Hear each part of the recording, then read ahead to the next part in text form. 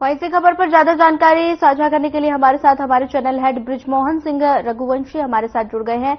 Sir, पहले तो हमारे साथ जुड़ने के लिए आपका स्वागत है। सबसे पहला सवाल मेरा ये रहेगा, अभी मैंने वॉक थ्रू में देखा कि कृष्ण की भक्ति में सब भक्त वहां पर लीन नजर आ रहे हैं, तो ऐसे में मॉस्को में भगवान कृष्ण के प्रति भावना रखने वाले उनमें कितना उत्साह वहां के भक्तों में देखने को मिल रहा है भगवान कृष्ण के प्रति?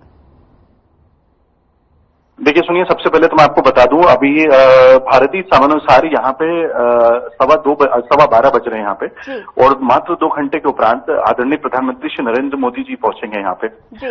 इस 2 दिवसीय दौरे में खासतौर से, जैसे मैंने आपको बताया कि मतलब रशिया और खासतौर से जो हमारा देश भारत के रिश्ते लगभग आज नहीं 50 वर्षों से ये रिश्ते हैं, और जब इसका सीधा सजीव आपने अभी स्वरूप देखा कि किस प्रकार भगवान श्री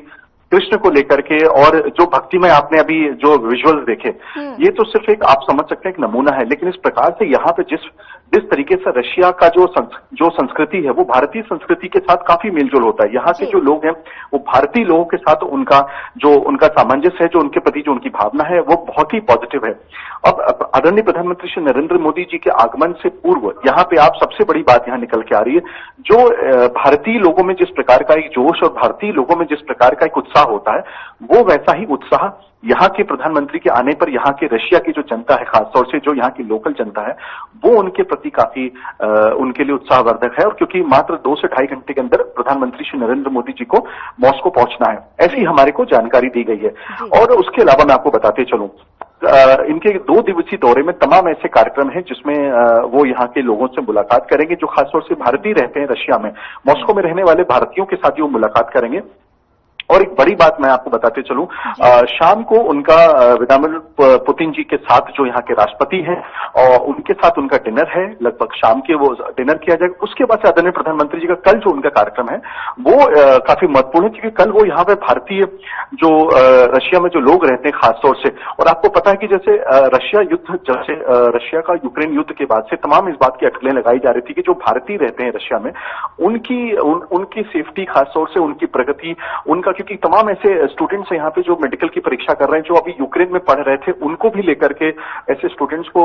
ये बोला जा रहा था कि उनका करियर को लेकर के काफी असमंजस की स्थिति बनी है। और खासतौर से मैं बताऊं, इस समय रशिया को लेकर के पूरे विश्व में एक अलग सोच है, खासतौर से यूरोप और अमेरिका जैसे देश, वो कहीं ना कहीं यूक्रेन और रशिया के वॉर के बाद से रशिया से उन्होंने एक दूरी बना के रखी है और उनके ऊपर तमाम सैंक्शंस लगाए हैं। लेकिन आदरणीय प्रधानमंत्री श्री नरेंद्र मोदी जी और उनकी पूरी टीम, जैसा मैंने आपको बताया, विदेश मंत्री एस जयशंकर खासतौर से, उसके अलावा जो उनकी पूरी विदेश टीम है जिसमें विनय जी, जो उनके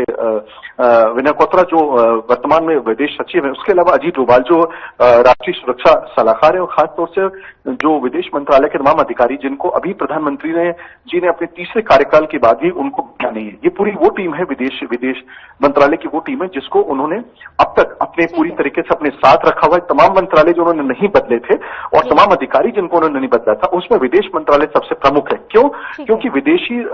जो तालमेल है, जो रिश्ते हैं, वो कहीं ना कहीं इन्हीं अधिकारियों और इन्हीं हमारे देश के जो विदेश मंत्री हैं उनके माध्यम से उसका पूरा अनुपालन होता है। और जो देश की जो भारतीय सोच है, और खासतौर से देश लगभग 1.5 अरब की जनता के लिए, जब अगर हमें, क्योंकि वो 1.5 अरब की जनता सिर्फ भारत देश में नहीं रहती है, वो भारत से पूरे विश्व में हमारे लोग हैं, तो उनकी सुरक्षा, उनकी प्रगति, इन सब विषयों पर आदरणीय प्रधानमंत्री जी की पूरी पैनी नजर रहती है। और आपको पता होना चाहिए कि तीसरे कार्यकाल के बाद ये उनकी दूसरी यात्रा है, और साधना समूह को खासतौर से ये अवसर और सौभाग्य दोनों मिला है। इस दोनों यात्राओं में हमें उनके साथ स्पेशली कवरेज के लिए हमें यहाँ पे इनवाइट किया गया, और हम इस समय वर्तमान में उनके सभी जितने भी यहाँ 2 दिवसीय जो कार्यक्रम रहेंगे उसको हम कवर करेंगे, और बहुत नजदीक से हम उनको आपको अपडेट कर पाएंगे कि अगला। जी सर, मेरा एक और सवाल है, रूस और यूक्रेन के हमले के बाद पीएम का ये रूस दौरा, ऐसे में इसका क्या मैसेज विश्व में जाएगा? देखिए, ये बहुत अच्छा सवाल आपने किया सोनिया। देखिए, मैं आपको बताऊं कि जब हम अपने देश में रहते हैं तो हमारे प्रधानमंत्री को विपक्ष कुछ भी कह ले, हमारे जो सो कॉल्ड जो जर्नलिस्ट हैं वहां पे जो समाज के अपने आप को वो इंटेलेक्चुअल्स कहते हैं, वो हमेशा उनके ऊपर आए बगाए कोई ना कोई उन पर आरोप लगाते हैं। उनको खासतौर से उनकी सीटें कम होती है तो उस पर उनको दबाव बनाते हैं। आपने पार्लियामेंट में देखा था किस प्रकार से इस बार प्रधानमंत्री और खासतौर से उनकी पूरी टीम के ऊपर दबाव बनाने की कोशिश की गई थी। लेकिन एक बात हमें समझना पड़ेगा, पक्ष और विपक्ष अपने आप में ये एक राजनीति है जिसमें हम दोनों को एक साथ चुनाव में लड़ना ही पड़ेगा। लेकिन जब चुनाव में जीत होने के बाद जो सत्ता स्थापित होती है देश में, वो देश की प्रगति के लिए उसको स्थापित किया गया है। देश की जनता ने उनको वोट दिया है, तो उनका ये जो कर्तव्य बनता है कि पार्लियामेंट के अंदर आप अगर उनको प्रेशर बनाएंगे तो उसका अंतर्राष्ट्रीय पटल पे कितना ज्यादा उसका मैसेज जाता है। रशिया एक वो देश है आज के समय पे, अमेरिका जैसे देश जो कि आर्थिक स्थिति से आर्थिक बदहाली से गुजर रहे हैं, रशिया में ऐसी कोई भी ऐसी बुरी स्थिति नहीं है। और लेकिन उसके बावजूद जो रशिया खासतौर से मैं आपको बताते चलूं कि जिस प्रकार से यहाँ पे वो देश है जो भारत के लिए बहुत ज्यादा यहाँ पे कहीं ना कहीं इनके लिए ये जो तमाम ऐसे जो भारत में जो उनकी जरूरतें हैं यहाँ के देश के लोगों के लिए, और रशिया के पास तमाम ऐसे उनके पास जो अगर हम बात करें खासतौर से जैसे हम कच्चे तेल की बात करें, पेट्रोल, क्योंकि वहां से जो तेल है उसकी कीमतें काफी कम हम लोग को रेट पे मिली और हमारे प्रधानमंत्री जी ने और हमारे देश ने फिर उस को कहीं ना कहीं अपने देश के लिए आगे भी उसको एज एन बिजनेस प्रोस्पेक्ट के साथ उन्होंने आगे बढ़ाया। देखिए मैं आपको बताऊं कि तमाम ऐसी योजनाएं हैं देश में जिसके लिए खासतौर से प्रधानमंत्री श्री नरेंद्र मोदी जी यहाँ पे बैठक कर रहे हैं। मैं इस समय उस हॉल के ठीक सामने खड़ा हूं जहां प्रधानमंत्री जी आने वाले हैं। हम लोग को बताया गया, एसपी जी ने हमको 2 बार अभी हमसे कह दिया कि आप थोड़ा सा दूर रहें। प्रधानमंत्री जी यहाँ से तुरंत अभी हम लोग के सामने निकलेंगे संभवतः, क्योंकि पूरी यहाँ मीडिया लग चुकी है जो खासतौर से भारत से उनके साथ आई है। मैं यहाँ पे उनकी तमाम विषयों पर जिससे चर्चा होनी है उसमें सुरक्षा, उसके अलावा एजुकेशन, उसके अलावा आर्थिक नीति और खासतौर से एनर्जी के ऊपर जो है यहाँ पे बैठक होनी है। और ये जो तमाम मुद्दे हैं मैं आपको बताते चलूं कि भारत में जब कोई मीटिंग होती है तो प्रधानमंत्री या हमारे को जो मीडिया को जो इन्फॉर्म करते हैं उसके लिए बाकायदा इन्फॉर्मेशन दी जाती है। लेकिन यहाँ पे जब तक बैठक नहीं हो जाती उसके बारे में विस्तृत रूप से यहाँ पे जो विदेश मंत्रालय के प्रवक्ता और खासतौर से एम्बेसी के जो लोग हैं वो हमें पूरा अपडेट नहीं देते हैं। हमसे कहा जाता है कि आप उस कार्यक्रम में जब आप रहेंगे तो आप स्वयं इसको करिए, क्योंकि देखिए ये अपने घर में आप कुछ करिए तो वो तो आपको बताना नैतिक जिम्मेदारी है, लेकिन जब आप विदेशी पटल पे आते हैं यानी अंतर्राष्ट्रीय पटल पे आते हैं तो यहाँ का एक सलीका होता है जिसमें जब तक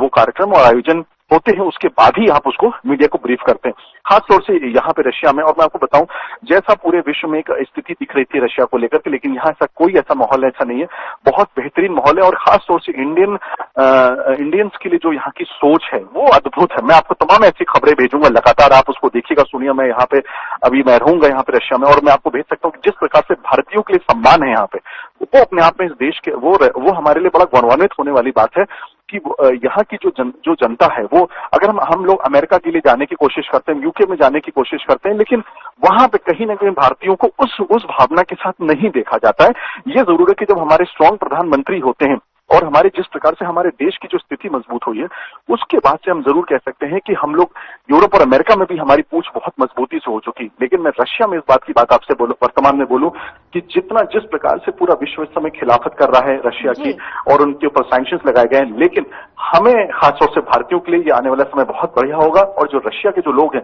उनका बहुत एक बेहतरीन उनकी भावना हमारे देशवासियों के लिए है। और मुझे लगता है आने वाले समय पर रशिया के साथ भारत मिलकर के बहुत बेहतरीन समझौते करेगा, जिसका सीधा सीधा लाभ हमारे देश के 1.5 अरब लोगों को तो पड़ेगा ही, साथ में विश्व में रह रहे हमारे भारतीयों के ऊपर खासतौर से और रशिया में रह रहे भारतीयों पर भी उसका एक व्यापक असर पड़ेगा। सोनिया